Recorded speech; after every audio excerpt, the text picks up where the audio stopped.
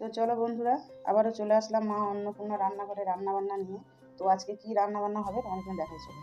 তো আজকে হবে ভেন্ডি চচ্চড়ি। তো ভেন্ডি কেটে রেখেছি, আর ভেন্ডি চচ্চড়িতে দেওয়ার জন্য সর্ষে পোস্ত বেটে রেখেছি।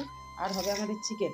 তো চিকেনের জন্য কেটে রেখেছি আলু, কাঁচা লঙ্কা, টমেটো, পেঁয়াজ, ক্যাপসিকাম, আর এখানে আছে আদা রসুন বেটে রেখেছি। তো চলো রান্নাটা দেখাতে থাকি। পেঁয়াজ জ্বালিয়ে দিচ্ছি, কড়াই বসিয়ে দিচ্ছি, কড়াইয়ের মধ্যে তেলও দিয়ে দিচ্ছি। তো ফোড়নে দিয়ে দেবো কালো জিরে, দেবো ভেন্ডিগুলো, দিয়ে দেবো হলুদ, দিয়ে দেবো ঢাকা দিয়ে দেবো। চলো ভেন্ডিটা দেখি কী পজিশনে হয়েছে। তো ভেন্ডিটা আমার ভাজা হয়ে গেছে। সেটা দিয়ে দেবো সর্ষে বাটাটা,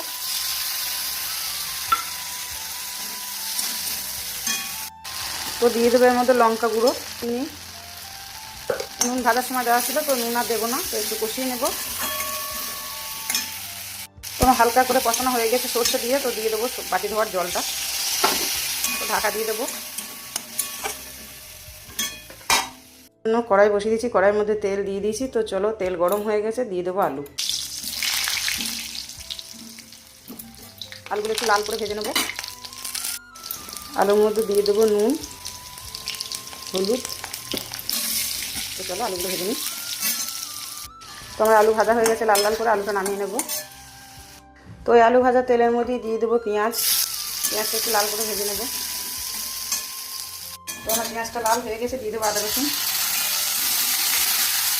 আদা রসুনটা একটু কষানো হয়ে গেছে, দিয়ে দেবো টমেটো, দিয়ে দেবো কাঁচা লঙ্কা। আর যে রান্নাটা আমি কাঁচা লঙ্কায় করবো, দিয়ে দেবো ক্যাপসিকাম। কষানো হতে হতে আমি একটা মশলা করে নেবো।